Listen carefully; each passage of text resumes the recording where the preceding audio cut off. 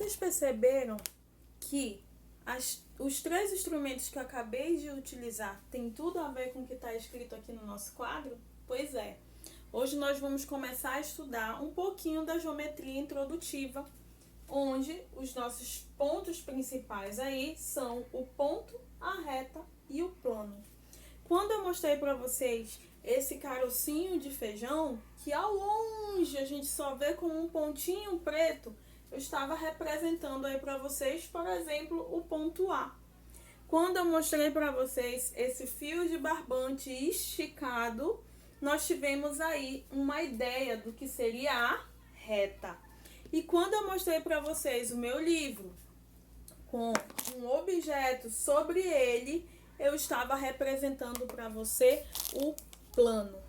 Esses três contextos aqui que você vê no quadro são elementos intuitivos da geometria, ou seja, eles não têm um conceito fixo sobre cada um deles. Mas nós sabemos que um ponto, por exemplo, nos dá a referência de um determinado lugar, de um determinado objeto. Um ponto de lápis no caderno, né? Nos dá a ideia das estrelas no céu. Então, o ponto a gente pode estar utilizando aí como a ideia de um ponto de referência em relação a alguma coisa.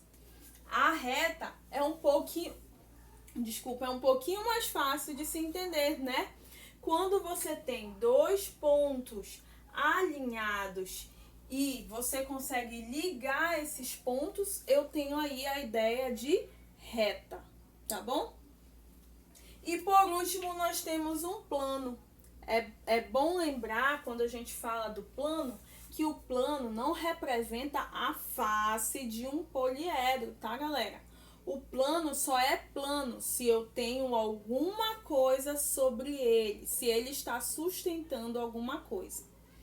Quando eu falo de ponto, nós representamos o ponto por uma letra do nosso alfabeto, uma letra maiúscula, ok? Quando eu falo de reta, nós representamos as retas por uma letra do nosso alfabeto minúscula.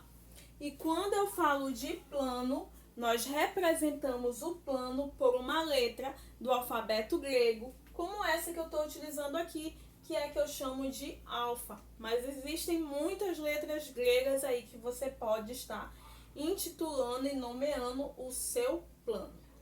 É legal a gente perceber que quando eu tenho uma reta, eu tenho aí a ligação entre dois pontos, por exemplo, o ponto B e o ponto C, quando eles estão alinhados, como eu já falei, e eu ligo esses pontos, eu tenho uma reta. Então, os pontos constroem a reta.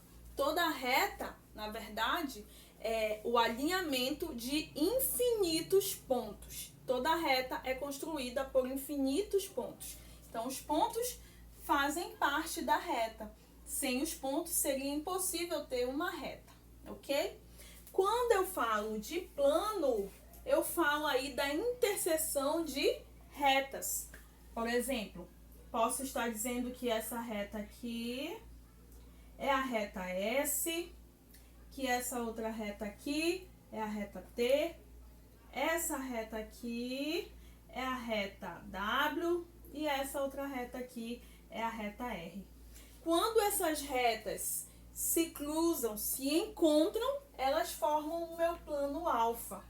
E quando essas retas se cruzam e se encontram, elas formam alguns pontos, que é o que você já conhece por vértice. Então, esses três elementos estão ligados um ao outro, ok? É muito importante a gente perceber isso, que para se ter retas, você precisa dos pontos. Para se ter o plano, você precisa das retas. E quando essas retas se encontram, você tem o quê? Os pontos, que é o que a gente já conhece e nós chamamos de vértice. Lembrando que plano só é plano se ele estiver sustentando ou se ele tiver algo sobre ele ou passando por ele, ok? Agora nós vamos ver os nossos tipos de retas e suas posições.